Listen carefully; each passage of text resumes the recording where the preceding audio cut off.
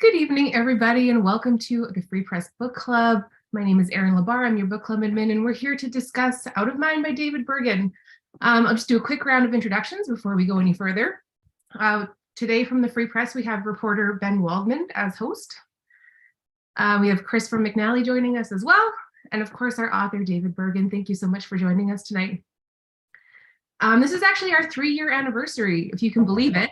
I know, we started in May of 2020. So we're now May 2023, come a long way since the break. Katharina Vermette was our first book.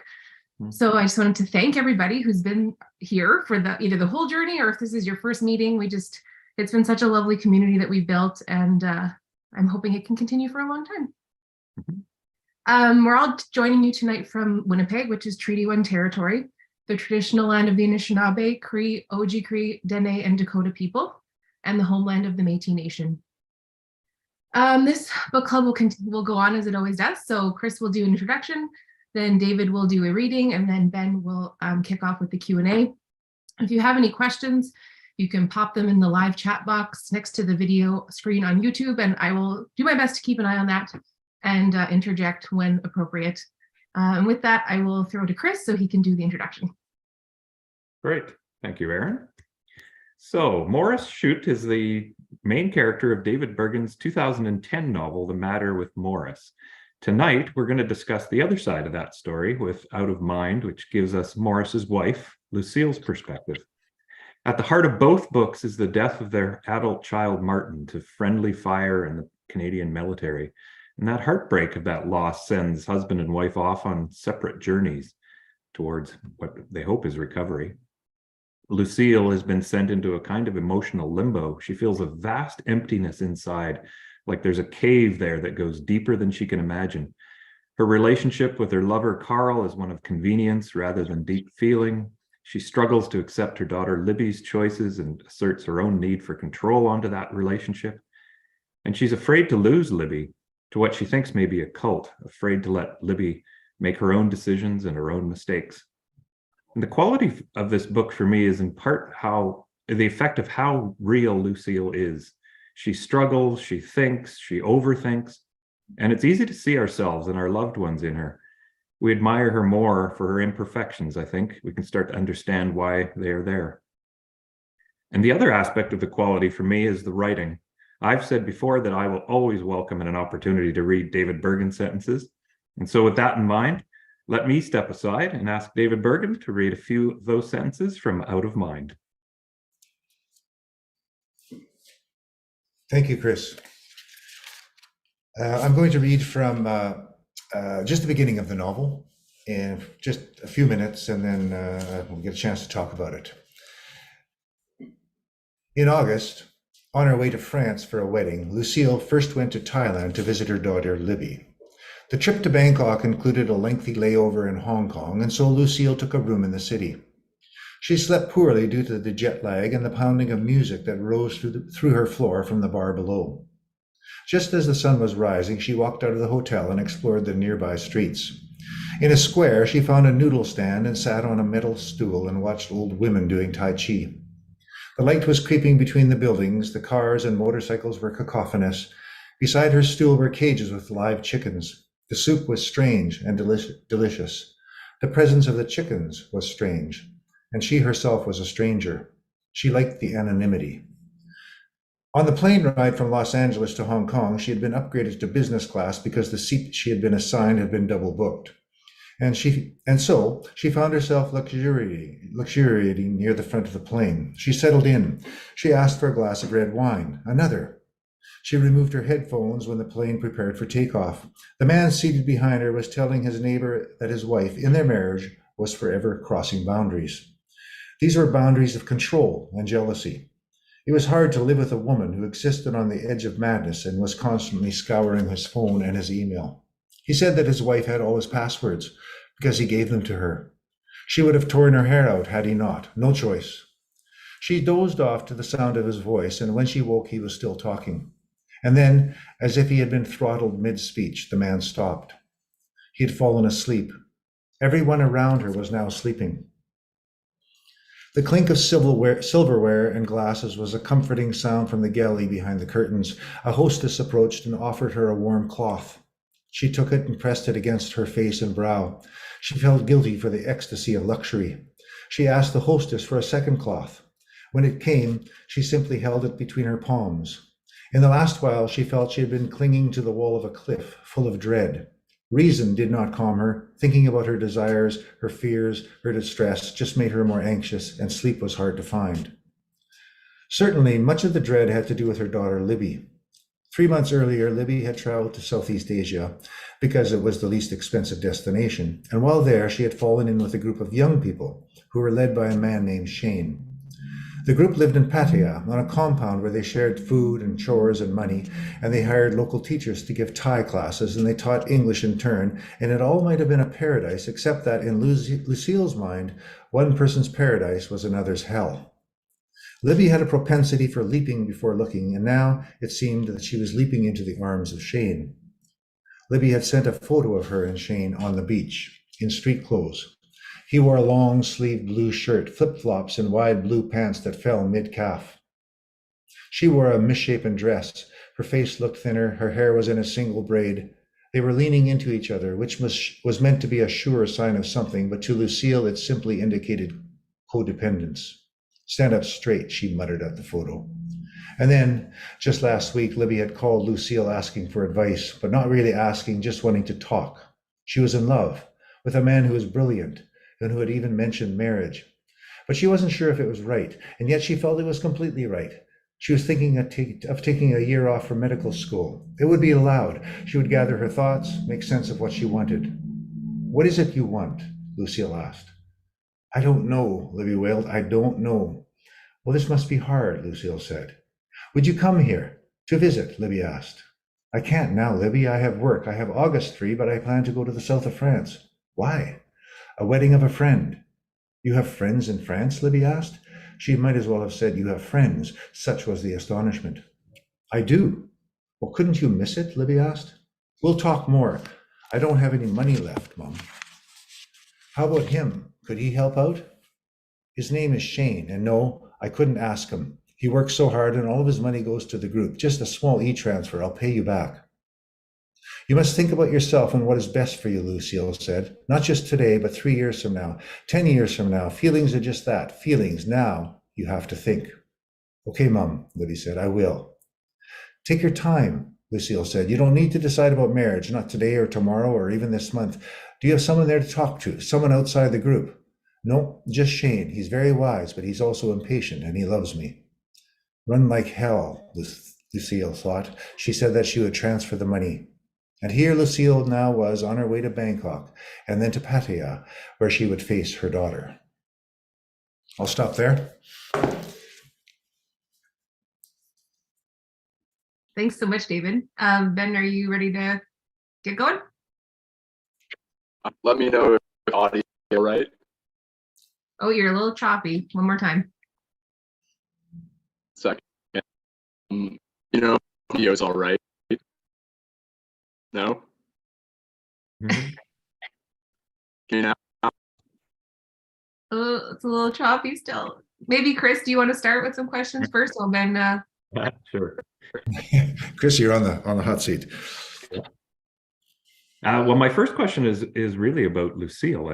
Maybe she's a little bit unique, or at least different for you, because you kind of knew her from working with the character in Matter with Morris. But I'm curious, like, you get a lot deeper and closer to her in this book, and how does a character kind of form in your mind? Is it literally kind of simultaneous with writing, or do you have to do some other exercises to get at characters, or is it one draft after another, you just get to know them better? That's a good question. As you say, Lucille was sort of she was a secondary character because Morris, a greedy character in The Matter with Morris, was the main character, and he took over the novel, and he sort of was the force, the impetus that just drove that narrative along. Lucille jumped in and out of the story, The Matter with Morris, and I never intended to write a story, a second section or a second book which was sort of a book side by side with Morris. But then at some point, as writers do, they cast about for things to write about, and Lucille came to mind. And in the writing of The Matter with Morris, I always knew who Lucille was, but as you say, the exploration and discovery of who she was became deeper when I started to write it. Rewriting is always a big part of it. It's always a necessary part of it. Sometimes a story will just sort of spill out. This one spilled out in different ways. The story originally, when I handed it to my editor, did not look the way it does now. The middle section was actually the beginning, and the beginning section was deep in the middle. So, and I think the editor saw something that I didn't see, and realized that it had to have a narrative that went from A up to Z or Z, but it would jump back and forth in between, and it wasn't doing that. And so that was very helpful. The editors, that's what editors do. They understand the structure, and so that was very helpful. But Lucille herself, I mean, she's a woman. I'm not, but I think fiction writers in particular, and others who are readers, are often imagining the lives of others, and to discover the lives of others is it's actually a lot of fun. And then you have to make it work within an actual story. Yeah. Right. I was going to ask you about the order of things later, but maybe now's a good time because there was a section it's more or less in the middle where Lucille's relationship with Baptiste. There's a whole section and she just seems so kind of, not that she's in control of things, but she's wise, she's contemplative and reflective, and she just seems so much more in control. And it comes after the section where she faces Libby in Thailand, and she seems kind of not in control and shrill, she's described as, and things. And I fell into the trap of thinking that, oh, she's feeling better, or she's making progress, or something like that. And then realized, oh, wait a minute, no, actually chronologically, these are reversed. Yes. And I was going to ask you about, like, that's obviously the art of the novel, the way that, that becomes a contradiction more than it becomes a progress or something like that. And how much of that is feel? You're saying the editor makes some of those decisions, and some of it's logic, I guess. Like, I think it's interesting that you picked that section, because that was the beginning of the novel. Very, very good reading there, Chris. And I should say that the editor just said to me, you have to start in the present. Start in the present, and then you can move back. And because you're starting in the past with Baptiste, the young man that she has an emotional affair with, it sets the reader on a path in a certain direction, and then you jump into the present, and then the reader gets a bit lost. And it also doesn't have the complexity, perhaps, of discovering Lucille, who she is as a psychological and emotional being. So you're right to say that was the beginning, but it didn't. It was moved into the middle. Yeah. Ben, you want to try?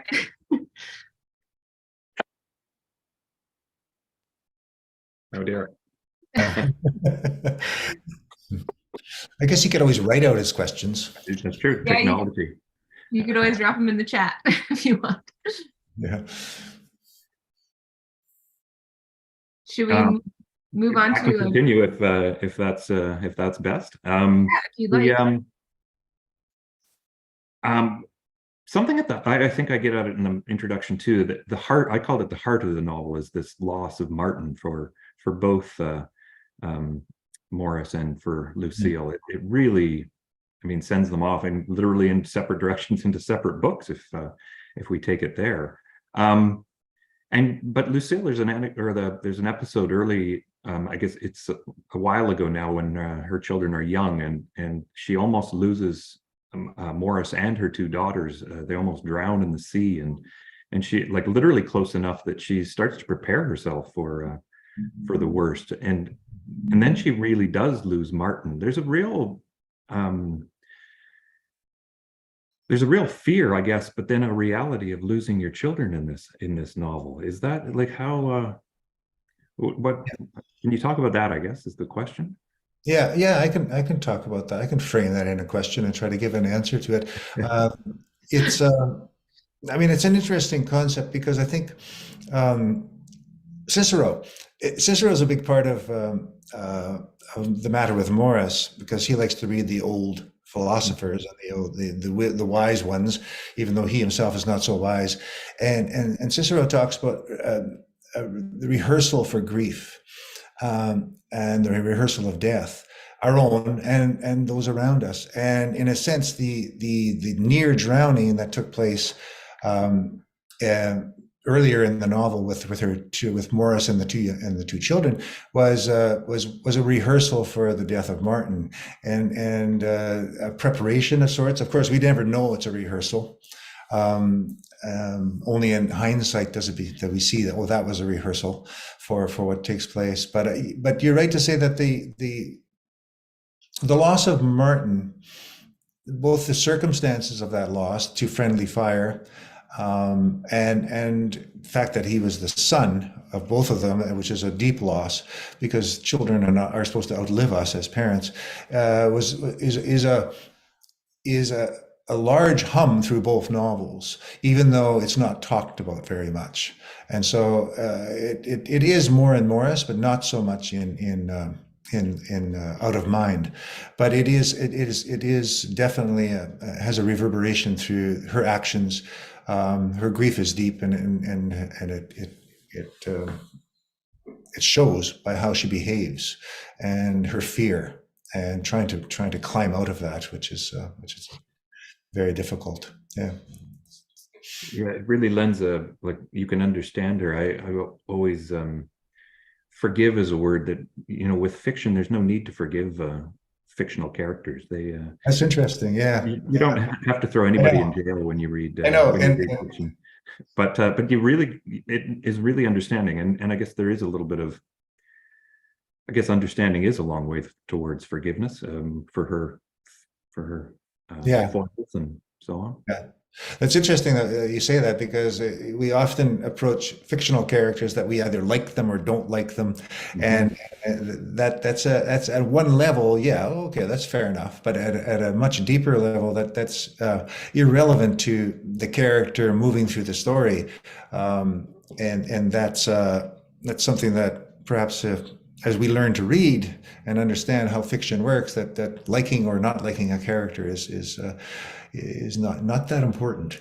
In fact, it's often the most unlikable ones that move us to the greatest sort of, we might even throw the book across the room, but go back and pick it up. Yeah. Absolutely.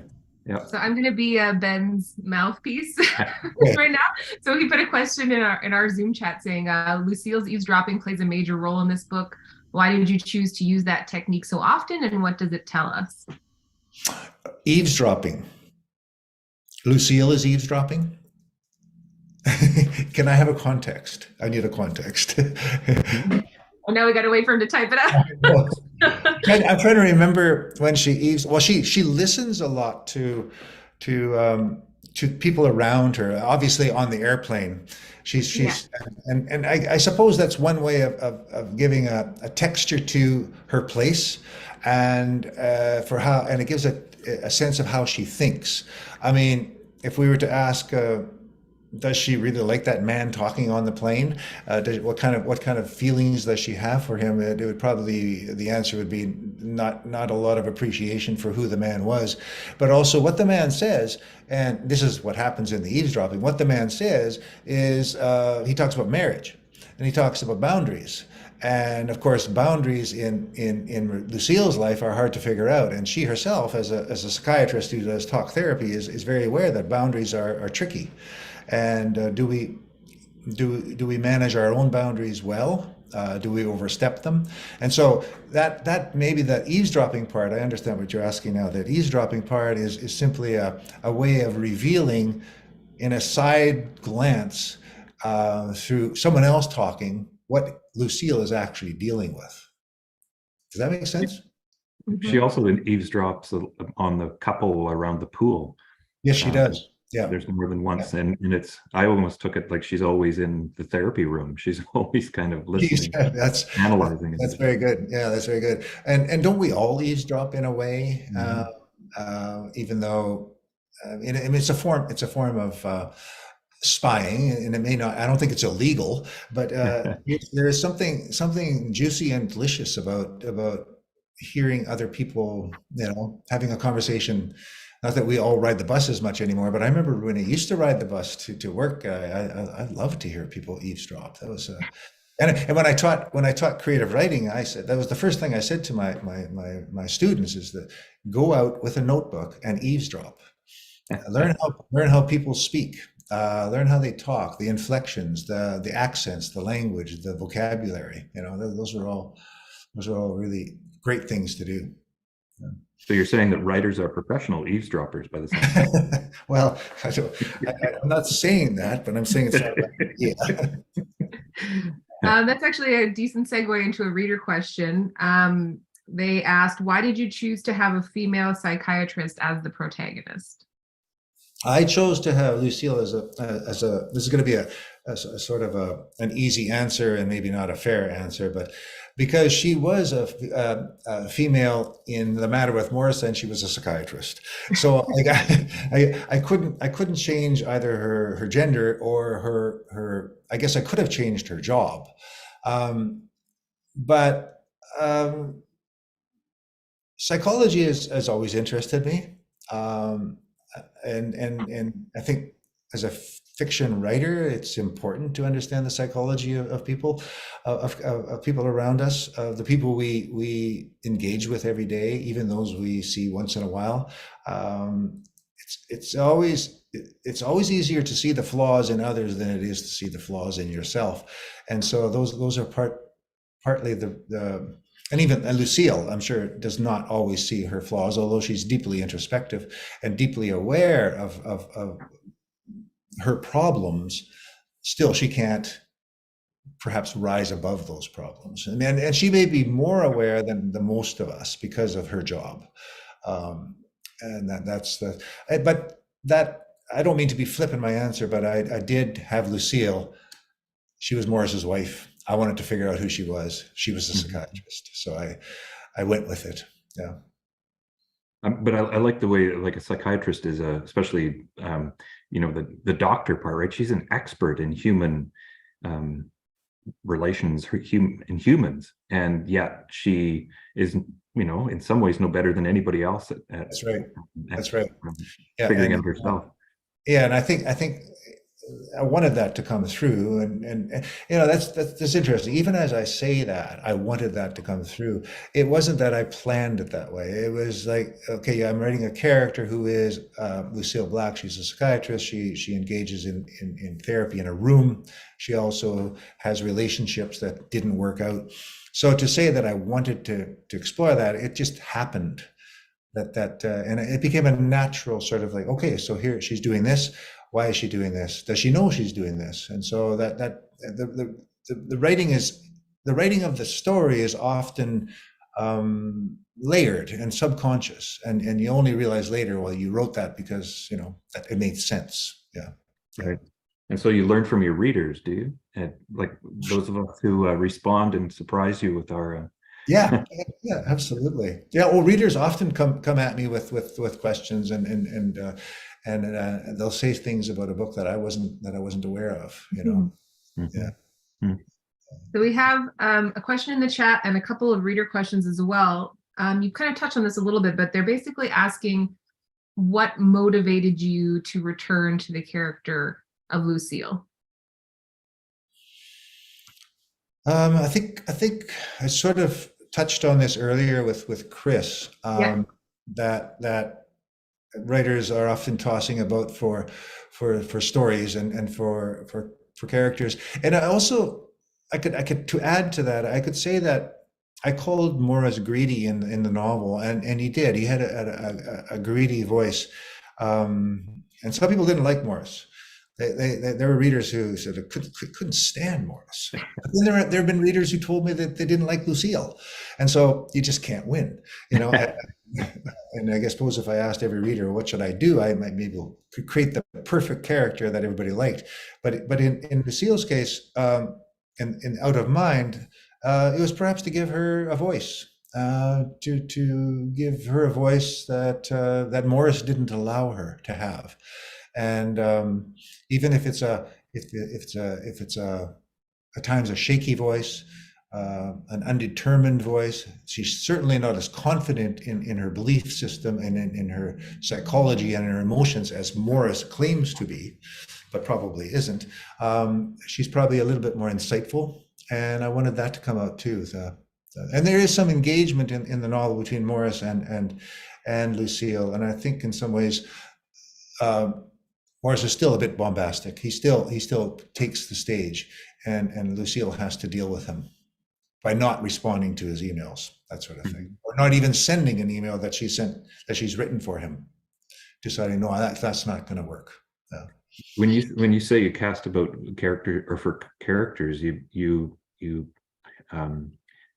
pull Lucille out of that group, but others you don't. So I presume that there's something when you thought about her that like some kind of vista opened, or some kind of potential, or some kind of excitement that came looking at her as opposed to some others. So something drew you beyond other options, I guess. You mean from my other novels in particular, or yeah, or other ideas, other potential novels? Oh, that's it. I wrote it. When did I write it? I wrote it 4 years ago. So it's hard to recollect what was going on in my head when I started to write this novel. I have to say it didn't come as easily as Morris, because her voice was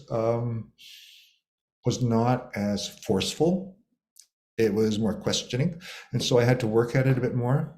And perhaps because I'm a male writer dealing with a female character, I also had to be a little more sensitive or aware of what I was doing. Get my wife to read it, tell me what was wrong. Well, my other readers who are female to read it, and so I don't know, Chris. I don't know. I can't give you a definitive reason why I chose Lucille. It just became the story. She's a great character, as it turns out, so it was a good choice. Yeah. I have a question about form. It might seem frivolous a little bit, but I suspect it comes from or with purpose, I guess. Is why do you choose not to use quotation marks for your dialogue? Yeah, I don't always do that, but did you do it in Matter from Morris? I forgot to. The Matter with Morris had quotation marks. Yeah. Okay. He was such a talker. Yeah, I think okay, so maybe I could make something up. I don't know. I don't know exactly why I did it, but I do believe that it fits with the mind part, the out of mind, where things are not close, like everything sort of shifts back and forth, and you don't know when the dialogue starts or ends sometimes, or when her mind is thinking these things, or when she's saying it. So I think it works well to not have the quotation marks, because everything sort of bleeds together. So you get a sense of Lucille both thinking and talking, and when is she thinking, when is she talking? So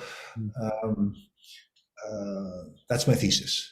Yes, absolutely. Well, I concur. I think I said at our event that I found Out of Mind to be more introspective than Matter with Morris, which was. And I'm not surprised to hear you say you used quotation marks, because it was more talky, I guess. Yeah, it was more talky, and talky's good. Ben said he was going to ask about quotation marks too, so we got his question in there. I saw him nodding his head. Yes. Do we want to do a couple of reader questions, maybe? Sure. Okay, so one of them reads, why did you choose to not have an acknowledgments section at the end of this book? Often authors use this space also to describe the inspiration for the story. I'm so accustomed to an acknowledgement section of a book that I found myself frustrated, annoyed, curious with its omission. Admittedly, I usually read it several times while reading the book as the story builds. Yeah. I'm assuming that acknowledgements are about what books inform me, and what people inform me, and the readers that I had, and all those things. And I chose that for a reason. It's interesting. I have no epigraph. I have no dedication. I have no acknowledgements. It's almost like Lucille is standing by herself, and I did have readers. I did have readers. I did not acknowledge them. They didn't come after me for not doing that. As with each book, I seem to drop away from that beginning and ending part with an epigraph a dedication and an acknowledgement page. So I'm not sure why that is. It's did I understand it correctly that this reader felt frustrated by the fact that there was no acknowledgments, or that they were looking for something to inform them about I the think story so, yeah. itself? Yeah, I think so. Yeah. I mean, Just curious, they said, curious about the omission.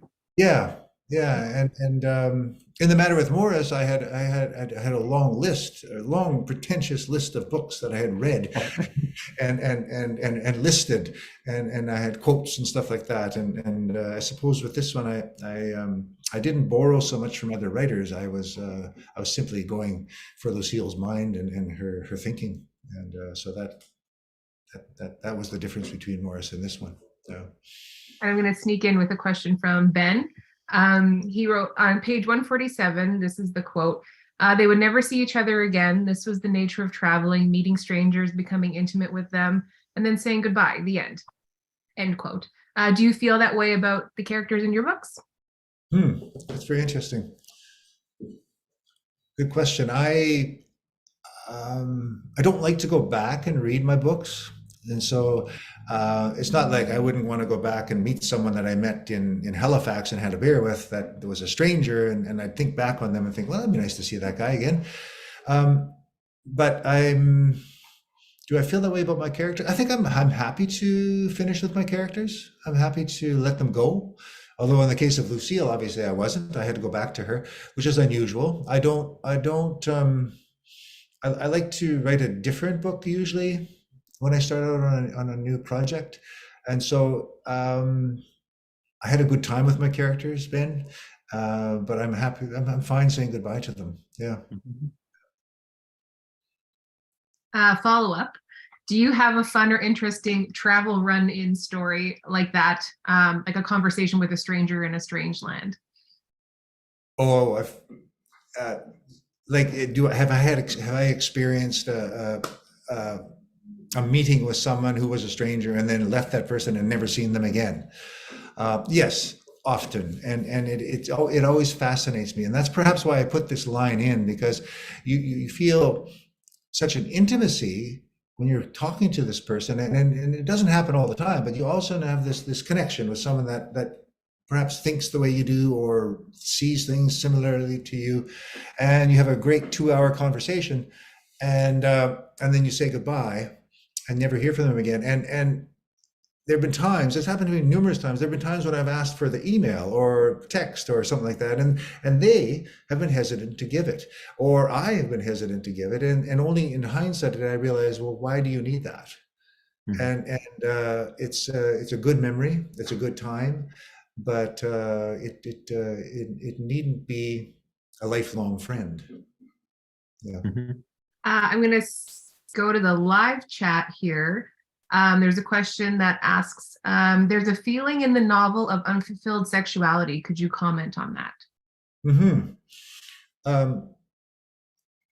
That specifically, that would be, it's around several relationships, but it's particularly, I imagine, around Lucille and Baptiste and their relationship. He's a younger man.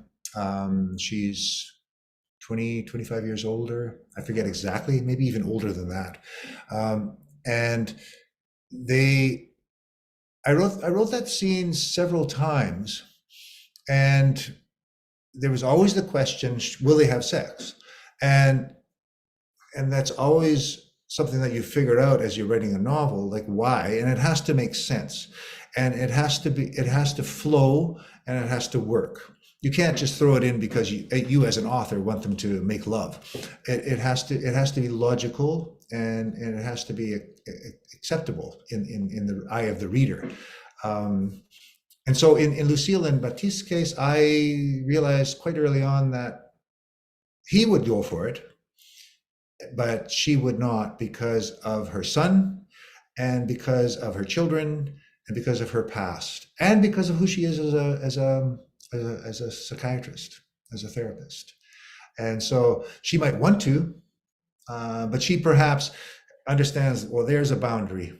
I'm not going to cross that boundary. And she's already made that decision perhaps before she even met him. So that those are her boundaries. She will not go there. She has a relationship with Carl, as Chris said, which is sort of not much, but it's of convenience. But it's not an affair of the heart. And perhaps even her relationship with Baptiste was more of an affair of the heart than the one she has with Carl. That was a deeper relationship than she'd had with Carl. That relationship is also, as Baptiste tells the story of losing his mother, and so there's an odd, he's lost his mother and she's lost her son. Mm-hmm. And I think I said in my intro again that I found her quite wise in that section. That there was something there not to be kind of, I don't know. There was a boundary for sure. Yeah. And perhaps she is sadder but wiser. Mm. Yeah. And I'm going to go one more question from the live chat. This person asks, I was surprised at the way the book ended. I felt that there should have been more. What happened with Libby? I'm going to check out the ending right now. Oh yes, I see where she is. Yeah. I think I disappoint a lot of readers in my endings. People have often said to me, "The ending, come on, Bergen, like really? Why don't you tie it up? Why don't you give us more? Why don't you tell us what really happened?" And I think I wanted to end it in that concert where she meets that young boy, that young man who, of course, is a stand-in for Martin and Baptiste and all the young men that she's experienced in her life.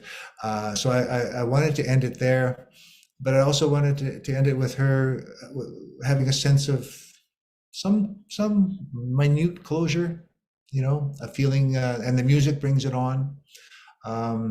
Libby, it's not Libby's story.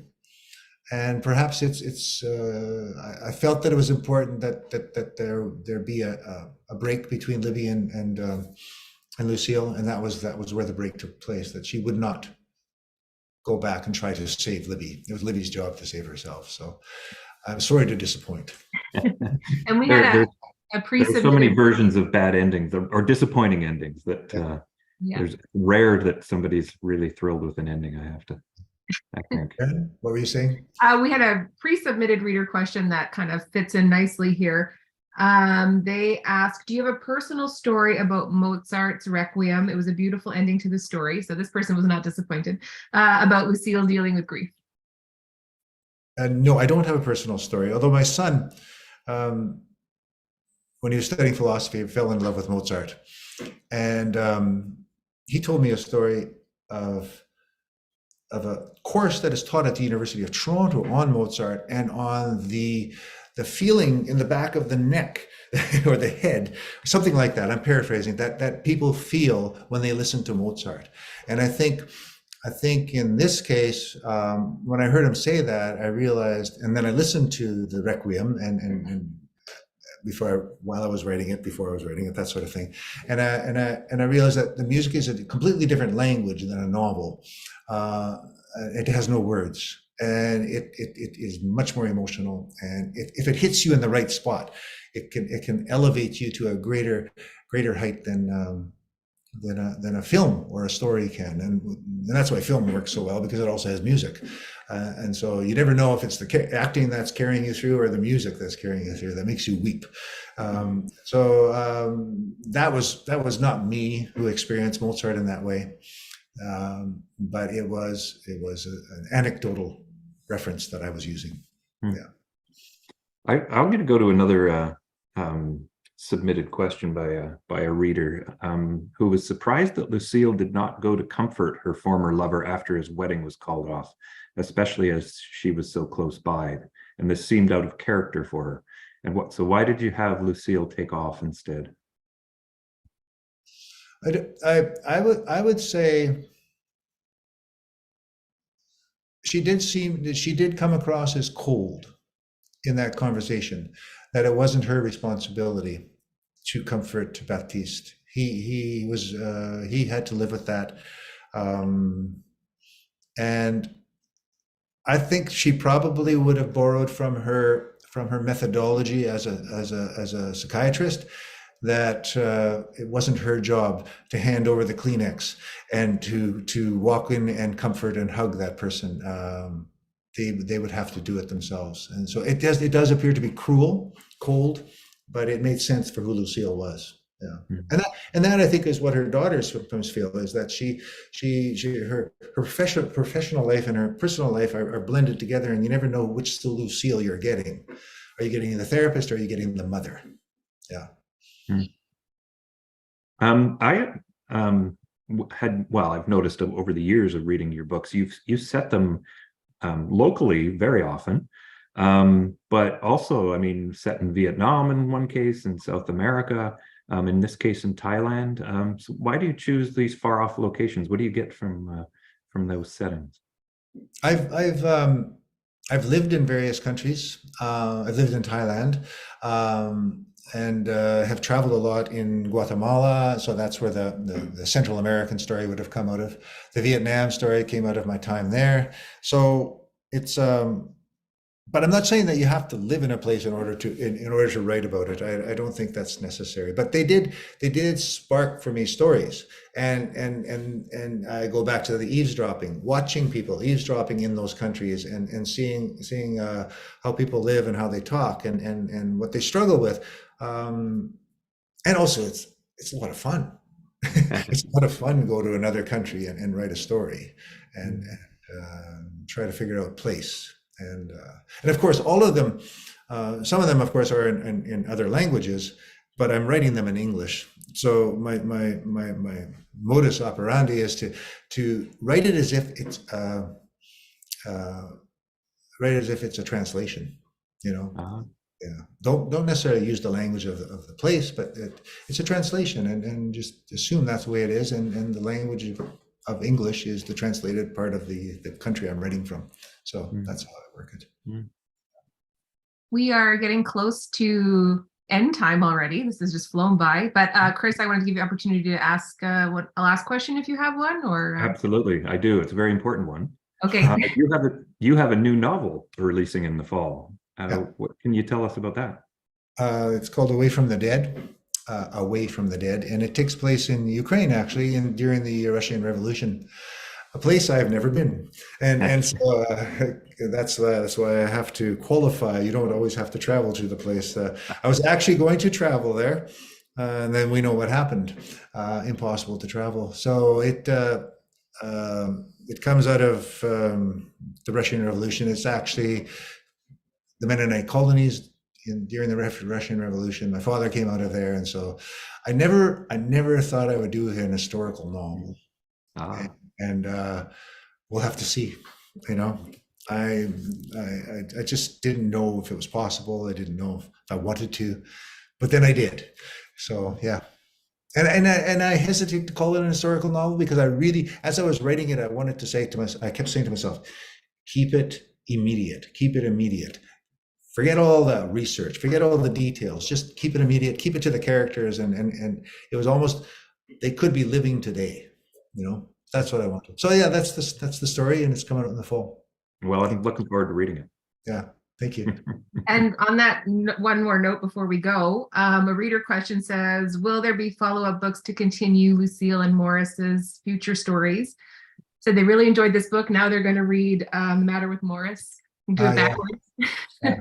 You know, John Updike wrote the Rabbit series, which was a tetralogy of 4 books, and he wrote them every 10 years. And he started with Rabbit Run, and then 10 years later, Rabbit Redux, and then 10 years later, Rabbit is Rich, and then the last 40 years on, it was Rabbit at Rest. And I often thought, well, that's an interesting way to do it. So I don't know. Maybe in 2000 and 28, I'll write about Libby. It's possible. And then that will be the third book of a tetralogy, which may carry on, if I live that long. Yeah. Well, I think that's a good place to wrap up for the evening, but thank you all so much for this discussion, and thank you, Ben, for sticking it out here, typing away in your house. Just before we go, I wanted to mention that next month's book is Fishing with Tardelli by Neil Besner, and he's in the live chat right now, so if you want to drop a comment and talk to him, you can. We're really excited to have Neil join us for a meeting. And Megan Sinclair, columnist at the Free Press, is going to be hosting with us next month. And just before we go, speaking of next month, that will be actually my last meeting for a year because I will be going on maternity leave in July. Congratulations. Thank you. Congratulations. Yeah. So just wanted to give everybody a heads up that I think next month we'll have our new book club admin join so you can meet them. And nothing should really change on your end, but I just wanted you to know that someone new is going to be coming in to help take over. So there's that. I just want to, that's great. Congratulations, Erin. I just want to put in a plug for Neil Besner's book. It's if you want to go to another place, it's a great book to go to another place. He does a good job of taking us elsewhere. Yeah, if you ever wanted to go to Brazil, this is the book to read for sure. Yeah. So thank you all again, David and Chris and Ben, for your time and your efforts of the discussion. And that's it for us. So we will see you again next month. Bye, everybody. Bye-bye.